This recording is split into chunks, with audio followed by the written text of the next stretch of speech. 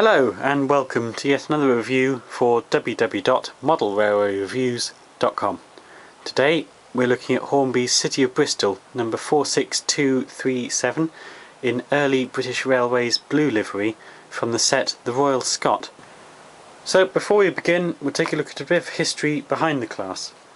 So as said before, City of Bristol is a Duchess class and therefore she's an X-streamlined LMS locomotive. These were originally Stanya's Princess Coronation or Coronation locomotives, and they were in their streamlined form, which was very famous for matching the A4s in the 1930s race for speed. And indeed, Coronation in 1938 achieves 114 miles an hour.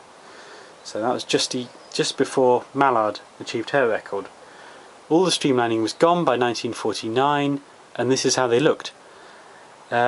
And they were crack express engines on BR metals, so they were used primarily for express rolls, and most were withdrawn around 1962, but a good lot are preserved, and including Duchess of Hamilton, who is now streamlined at the National Railway Museum, so do take a look at that.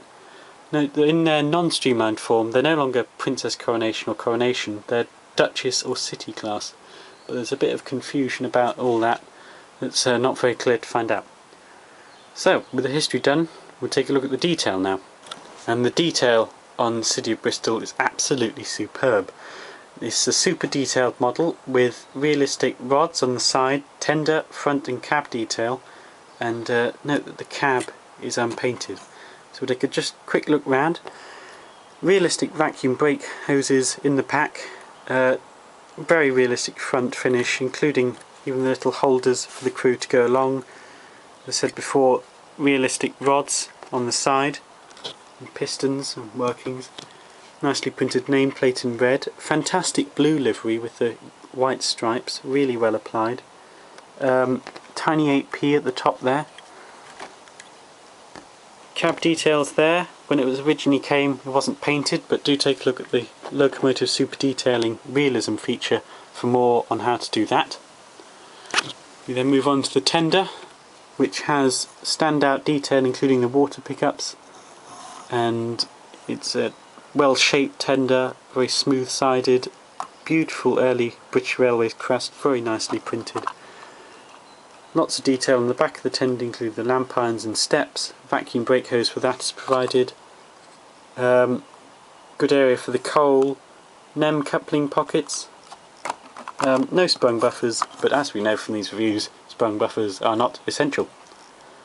So, with the detail done, we'll now move on to the performance of Hornby's City of Bristol Duchess class. Now, Hornby has done an absolutely fantastic job with this model's performance, as I now hope to prove.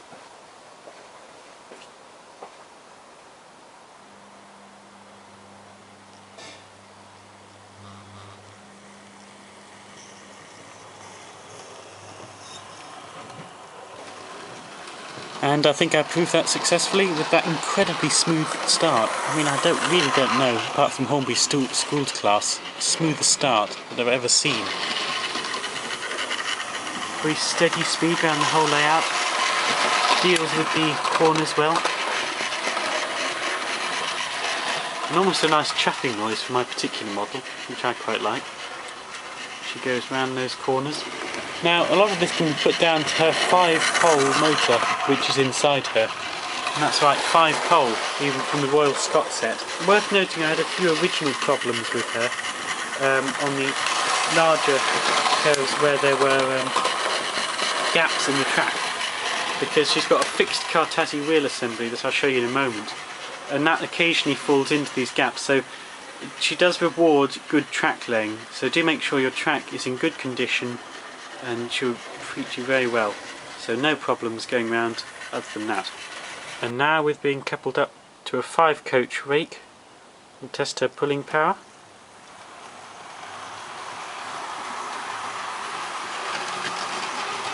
As you can see there, it's spot on. Very powerful engines, the Duchess class.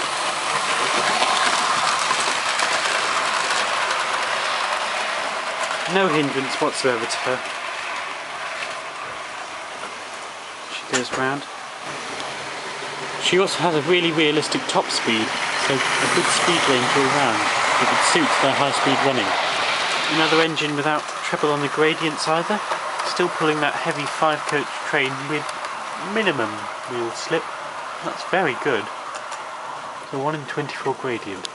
Now, City of Bristol has occasional problems reversing over tight pointwork, which results in the tender falling off and the front bogies falling off sometimes, but this is down to the gaps in the pointwork on the curves. So it pays if you have good pointwork, but you shouldn't be doing too much reversing anyway as an express passenger locomotive, so it's not too much of a worry. And if you have tighter radius points, it's even better. So something to note there. Mind you, on the whole, I'd see her as having fantastic performance.